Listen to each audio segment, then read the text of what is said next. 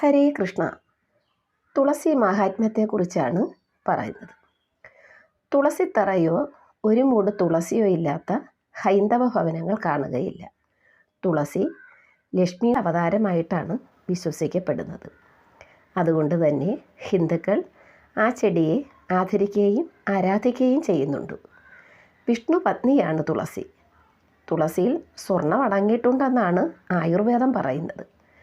ആധുനിക ശാസ്ത്രവും ഈ സത്യം സ്ഥിരീകരിച്ചിട്ടുണ്ട്. ധനത്തിൻ്റെ മൂലരൂപവും സ്വർണം തന്നെയാണ്. സസ്യങ്ങളിൽ ഏറ്റവും ഉത്തമവും സുന്ദരവും സുഗന്ധദായിനിയും ഔഷധവീര്യശാലിയും പവിത്രമായ തുളസി തന്നെയാണ്.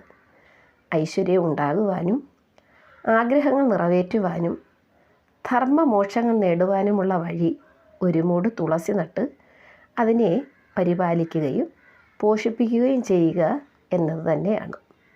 തുളസിച്ചെടിയുടെ ഇല, പൂവ്, കായ്, വേര്, തൊലി, തടി എന്ന് വേണ്ട തുളസി നിൽക്കുന്ന സ്ഥാനത്തെ മണ്ണ് പോലും പരിപാവനമാണെന്നാണ് പറയുന്നത്.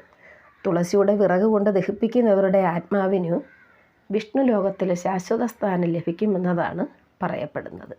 ഹരേ കൃഷ്ണ.